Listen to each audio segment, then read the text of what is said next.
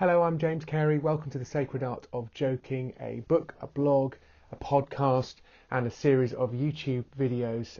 And this is another one. Thanks very much for being with me.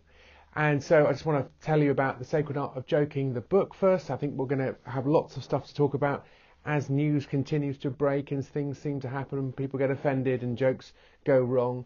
And actually, sometimes jokes go right and people don't like them going right. So there's lots of issues to talk about here. But let me just fill you in on the book and how this might fill out some of those corners in terms of understanding it and dealing with them. It's not a long book. It's only about 160 pages. It's an easy read. There's a lovely foreword by Milton Jones, a comedian and a Christian man who I've worked with a lot, and is a very funny man. So he's done a little foreword there, and then a preface, which I talked about in the last episode. And then there are sort of instructions as to how to read the book. I know it sounds a bit ridiculous, but I mean, you could just go through it and pick out the chapters you like. And for example, there's a chapter about why it's okay to make jokes about Christianity, but not Islam. And I've even sort of said in the chapter that, you know, that you probably turn to this chapter first, and that a lot of the stuff won't make sense unless you read the stuff that goes before. How you want to read it, of course, is up to you. It's your book. But the first part, there are three parts. The first part is called A Good Sense of Humour, and it's about how comedy works.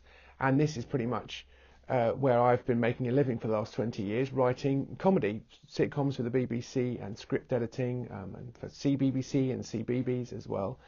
And also live shows like The God Particle and A Monk's Tale. And I'm writing a new show called A Turbulent Priest for 2019-2020 about Thomas Becket and his murder in 1117. So I spend a lot of time thinking about why jokes work and why they don't work. And there are so many ways in which a joke can go wrong, as we explore in that part of the book. And also talk about stereotyping and how jokes require information to be presented very quickly. And so stereotypes are very useful for compressing information and giving you a type so that your joke works. And actually there's often very little malice intended behind the stereotype. And so look at that, and also how times change, how the people telling jokes to each other change and have different relationships with the things that they're joking with.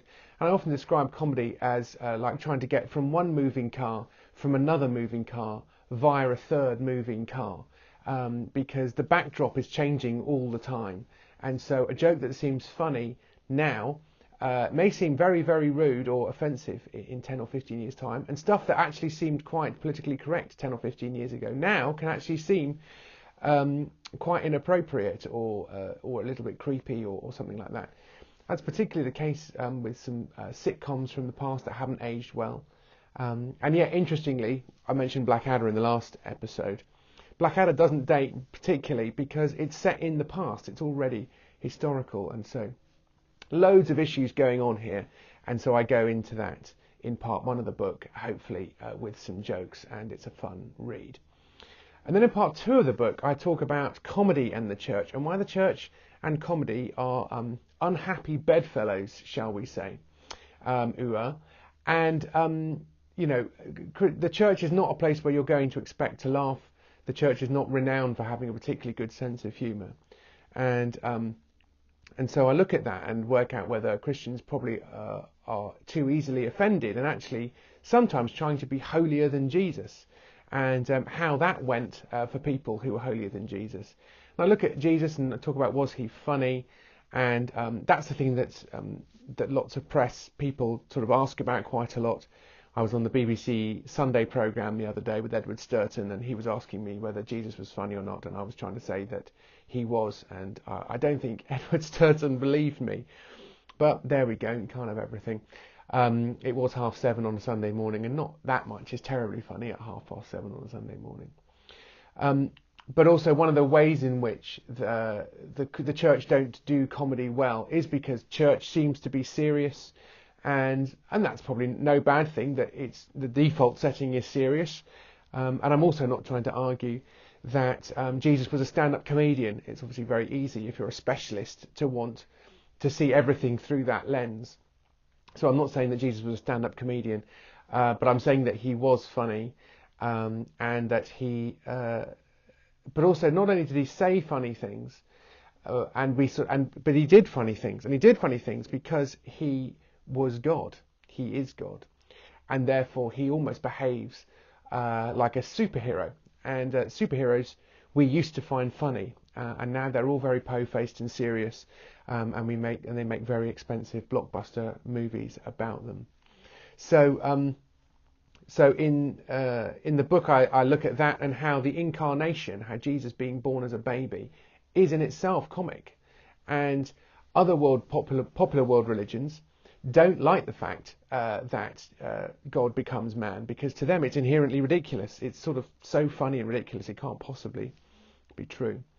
And then we get on to talk about why Islam is harder to make jokes about, but not for reasons that you might expect. It's not for fear, because if you know any comedians, they're people who tend to be pretty fearless, and they kind of revel in stirring things up and getting a reaction out of people. They don't really make jokes about Islam because no one gets them, because the details of Islam are not widely known in terms of practice and all that kind of stuff compared to Christianity. So we can talk about that in more detail in a future episode. So then I look at why you shouldn't start a sermon with a joke. So if you're a preacher, it's easy to sort of import jokes to make church funny or to make the Bible funny, and actually that's giving the impression that there's nothing inherently joyous or funny about the Bible, and I think that's a bit of a mistake. And actually, one thing we need to do, that Christians need to do, is to recover a sense of biblical comedy, because there's tons of funny stuff in the Bible where lots of strange and funny things happen, and there's lots of irony and lots of extraordinary moments, and so I go into those as well. So that's part 2, comedy in the church. And then part 3 is sort of looking a bit more widely about things that have become issues in the popular culture, but are also kind of related to Christian stuff to a greater or lesser extent. So I look at the pug dog incident with Count Dankula, and how his being prosecuted for a joke, which I personally find very distasteful.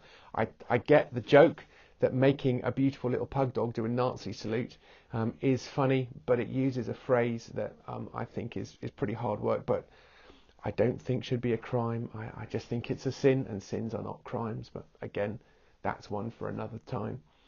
And then I look in fairly big detail at Jerry Springer the Opera, which has sort of come and gone, and it's kind of a good example, if you like, of a test case really of offence and blasphemy, and how Christians can respond, and what happened.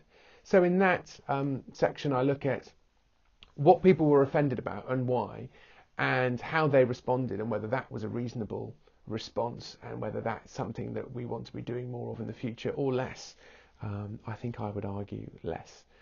And then comparing that to the Book of Mormon musical, where the Mormon church, such that it is a church, have taken on, decided to have a bit of a sense of humour about it. And I suspect they find it deeply offensive, but they've done their best to smile sweetly and take it on the chin, as Mormons tend to, because they tend to be extremely nice people. And whether that actually is a better look for Christians, even though we don't have to say we're not offended by something, there are ways I think we can behave which are slightly more endearing and biblical. And then I finish up with an even more strange and problematic thing, which is about why Easter is funny.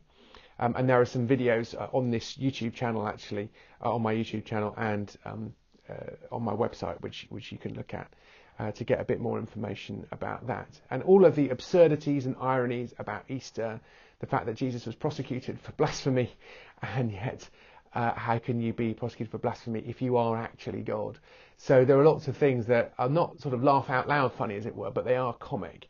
And there used to be a tradition in the medieval church of laughing at the devil at Easter because he'd been tricked into having Jesus crucified. And there's some merit in that view about Satan being tricked.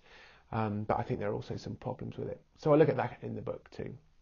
So that's a very quick fly through, fly past, fly over, whatever you want to call it, of the sacred art of joking, which I hope people will like. And if they can read it, they might engage more with the stuff that I'll be talking about on this show, on the sacred art of joking. Because comedy is becoming news all the time, and I think people are starting to lose their minds.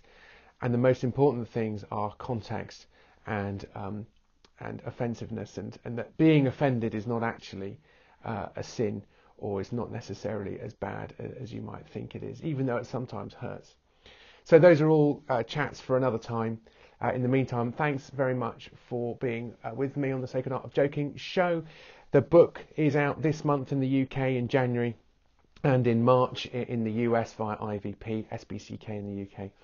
And you can pre-order a copy from me at my website, jamescary.co.uk, if you're in the UK, and I will even sign it for you if you want, or you can put me a note to say, please don't sign it. I don't want you scrawling all over my book, which is completely fine. It's your book. Do what you like with it.